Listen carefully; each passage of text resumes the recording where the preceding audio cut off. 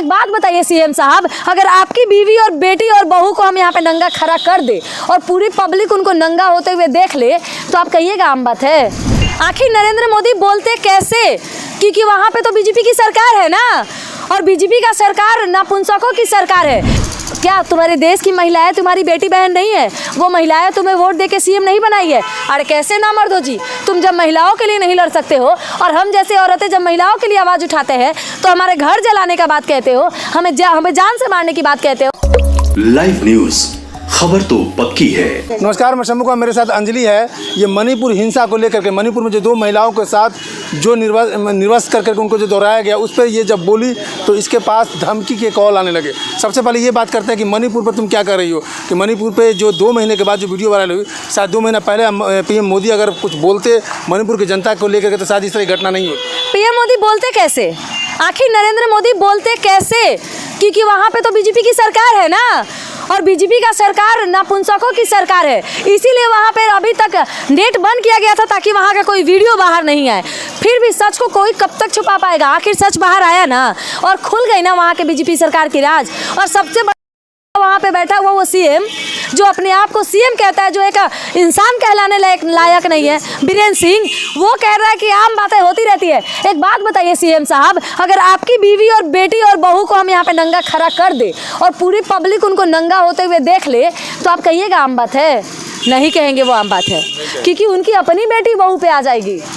क्या तुम्हारे देश की महिलाएं तुम्हारी बेटी बहन नहीं है? वो महिलाएं तुम्हें वोट देके सीएम नहीं बनाई है? अरे कैसे ना मर्द हो जी, तुम जब महिलाओं के लिए नहीं लड़ सकते हो और हम जैसे औरतें जब महिलाओं के लिए आवाज़ उठाते हैं तो हमारे घर जलाने का बात कहते हो, हमें जान से मारने की बात कहते हो।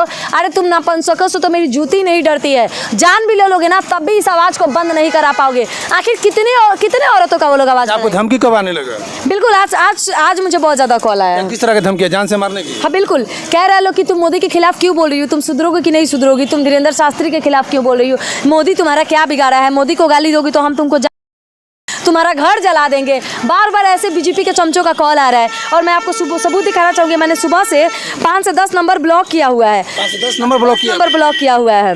और मैं दिखाना चाहूँगी आपको, देखिएगा व्हाट्सएप पे मुझे मैसेज आया था, उन लोगों ने मैसेज उधर से डिलीट कर दिया, हालांकि मैं रिकॉर्डिंग सेव नहीं कर पाई। मैं दिखाऊंगी आपको। जो 2014 में पीएम मोदी जब आए थे तो उन्हीं का नारा था पूरे भारत में, बेटी पढ़ाओ, बेटी बचाओ नहीं, बेटी पटाओ का नारा दिए हैं। सुने नहीं है? बेटी बचाओ बेटी पटाओ।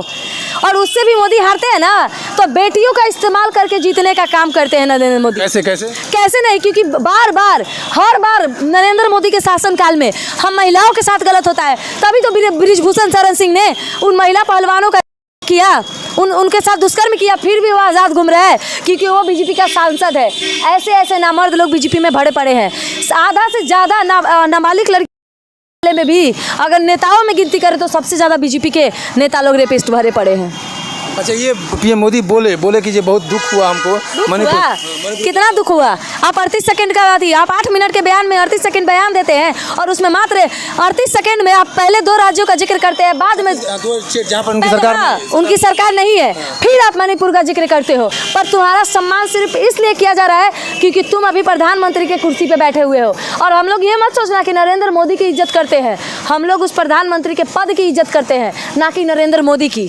बाबा, तुम इतना खुलेआम उनका विरोध कर रही हो तो तुमको डर नहीं लग रहा है? क्योंकि अरे काहे का डर? देख नहीं रहे धमकी? आपको धमकी हम दिखाना चाहिए। देखिए ब्लॉक किए हुए हम नंबर, ये आके देखिए, ये किसी का फोटो है, ये नंबर है, आपको देख रहा जितेंद्र 039। ये देखिए, ये रिकॉर्डिंग ये लोग डिलीट किया, हमको रिकॉर्डिंग भेज के कुछ बोल रहा था लोग। हाँ, उधर से डिलीट किया गया है। और ये देखिए नंबर है, मैं पूरा आपको नंबर दिखाना चाहूँगी। इस नंबर की धमकी आ रही, उनको जान से मिल रही है। ये स्वतंत्र भारत है। स्वतंत्र भारत में किसी को भी बोलने का अधिकार है। अगर ये महिला है, ये लड़की है, और ये मणिपुर घटना में जो मैंने वीडियो देखा, जब मैं खुद वीडियो देखा उस समय से मैं खुद इतना वीडियो देखने के बाद इतना दुखी हो गया। इतना गुस्सा आ रहा है कि मन कर रहा है कि वहाँ पे जो वर्दी में नामर्द बैठे पड़े हैं, पुलिस वाला वहाँ पे खड़ा है, फिर भी महिलाएं नंगी घूम रही है, उन पुलिस वालों को नंगा करके उनको आग लगा देनी चाहिए। बीच चौराहा पे खड़ा करके उस सीएम को बीच चौराहे पे नंगा कर देना चाहिए। इस पर यहाँ पर बीजेपी, यहाँ के बिहार के जो बीजेपी है, ये लोग भी ढूलमूल नीति अपना सही से जवाब नहीं दे रहे हैं। क्यों जवाब देगा? उन नामर्दों को तो अपना 2024 का चुनाव का पड़ा हुआ है।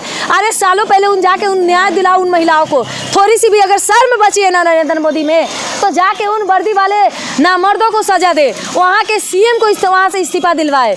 इस्तीफा क्या दिलाए? उन्हें कड़ी सी कड़ी सजा दिलाए। सिर्फ इस्तीफा से हम महिलाएं मानने वाले नहीं हैं, बिल्कुल नहीं मानने वाले हैं। आप लोग कुछ प्रोटेस्ट कुछ कर रहे हैं, करेंगे? बिल्कुल करेंगे। और मेरा कहना है कि उन महिलाओं को हक है उन दरिंदों को सजा देने का। कोई पुलिस और कानून पे हमें भरोसा नहीं रहा, ना तो उन नामर्द सीएम पे हम लोग को भरोसा रहा, ना ही उन दरिंदे पुलिस वालों पे भरोसा रहा। वो सारे जितने भी 200 के 200 दरिंदे हैं, और वो सीएम और पुलिस वालों को हम महिलाओं को हाथ में सौंप दे। उनको सजा सिर्फ देने का हक हम महिलाओं का है। अच्छा, आप इसमें किसको दोषी मानते हैं? राज्य सरकार, केंद्र सरकार, दोनों को हम मतलब चले। केंद्र सरकार में बीजेपी की सरकार है और वहाँ भी बीजेपी की सरकार है। जब सरकार बीजेपी की वहाँ बनी तो पूरा इंडिया वो ढोल पीटे कि मेरी सरकार मणिपुर में बन गई है। लेकिन जब वहाँ दुष्कर्म क्यों नहीं? जब दुष्कर्म हुआ तो मणिपुर में क्यों नरेंद्र मोदी चुपकी साधे हुए हैं? आखिर क्यों मोदी के कंठ में जुबान नहीं है अभी? क्यों? हम बार बार पूछ रहे हैं। सबसे बड़ा गुनहगार केंद्र में बैठा वो सरकार, वो नरेंद्र मोदी है। मैं बार बार नाम लेके कह रही हूँ, क्योंकि मैं प्रधानमंत्री के पद का गरिमा नहीं गिरा सकती, उनके पद का मैं अपमान नहीं कर रही हूँ, पर इस नरेंद्र मोदी जो इंसान है, मैं उसको कहीं का छोड़ूंगी नहीं। और मुझे एक भी धमकी दे लो, तुम लोग मेरी जान भी क्यों ना ले लो, फिर भी तुम लोग मेरी आवाज़ नहीं दबा सकते हो। पर मेरे जैसे हजारों महिला मेरे लिए खड़े होकर आवाज़ उठाएंगी, तुम लोग चुप नहीं करा सकते हो। जिस तरह से आप आहत हैं मणिपुर के लेकर के, क्या आप मणिपुर जाने का प्लान कर सकते हैं? हम बिल्कुल, मैं बहुत जल्द कोशिश करूंगी कि जाऊँ। पर मैं यहाँ पे अकेले रहती हूँ तो थोड़ा मुझे समस्या है, पर मैं कोशिश करूंगी कि मैं किसी भी हाल में वहाँ जाऊँ और उन महिलाओं से मिलूँ। अच्छा, जिस तरह से आपको धमकी मिला, आप प्रोटेक्शन चाहेंगे क्या?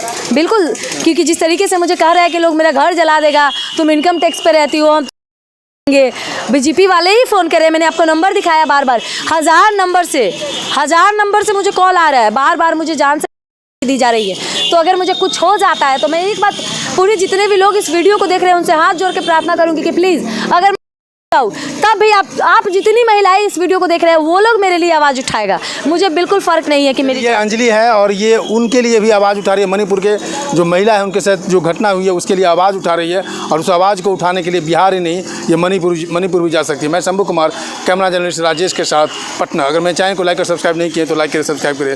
Thank you so much. Live news, खबर तो पक्की है।